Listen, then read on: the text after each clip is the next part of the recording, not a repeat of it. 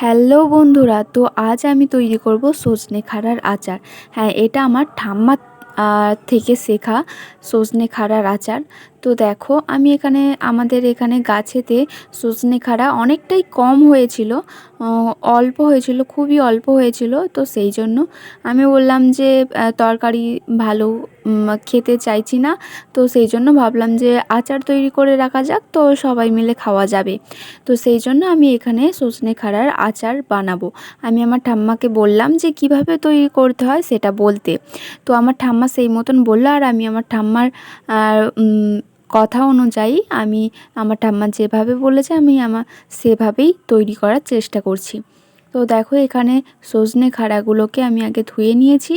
ধুয়ে নিয়ে আর এর শিরগুলো যেগুলো রয়েছে, শিরগুলো আমি ভালোভাবে ছাড়িয়ে নিচ্ছি। ছাড়িয়ে নিয়ে এটাকে ধুতে হবে, ধুয়ে নেব। ধুয়ে নিয়ে নুন হলুদ মাখিয়ে 1 ঘন্টা 2 ঘন্টার জন্য রোদে দেব। আর এখন যা রোদ গরম পড়েছে, বেশিক্ষণ রোদে দেওয়াই না, অল্প কিছুক্ষণের জন্য রোদে দেব। নুন হলুদ আর একটু সামান্য সর্ষের তেল, সামান্য দিয়ে একটু রোদে দিলাম।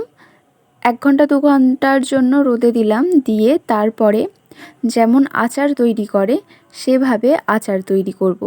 তো দেখো, শুকিয়ে যাবার পর অনেকটাই শুকনো শুকনো হয়ে গেছে, এখন রোদের যা জোর, তো সেই মতন আমি 1 ঘন্টার মতো দিয়ে আর তুলে নিয়েছিলাম। আর এটা হলো যে আমি নতুন কড়া কিনেছি, তো সেই জন্য ভাবলাম যে এই নতুন কড়াতেই সজনে খাড়ার আচার করেই উদ্বোধন করা যাক। তো সেই জন্য দেখো, আমি প্রথমে সর্ষের তেল দিয়ে দিলাম, তার মধ্যে শুকনো লঙ্কা আর 5 ফোড়ন দিয়ে একটু হলুদ গুঁড়ো দিলাম। হলুদ গুঁড়ো দিয়ে সজনে খাড়া যেগুলো শুকিয়ে একটু রেখেছিলাম সেগুলো দিয়ে একটু হালকা করে ভেজে নেব। হালকা করে ভেজে নিয়ে তার মধ্যে গুড় দিয়ে দেবো, দিয়ে ফুটিয়ে নেব। ফুটিয়ে নিয়ে, আর আমার ঠাম্মা বলেছিল যে একটু শুকনো শুকনো করতে, যাতে রসটা ওই সজনে খাড়ার মধ্যে সব চলে যায়, একটু শুকনো শুকনো করে রাখতে, তাহলে অনেক দিন আচারটা যাবে। দেখো, সর্দির টিকটিকি এখানে আস্তে আস্তে ফুটিয়ে ফুটিয়ে অনেকটাই শুকনো শুকনো করে নিয়েছিলাম।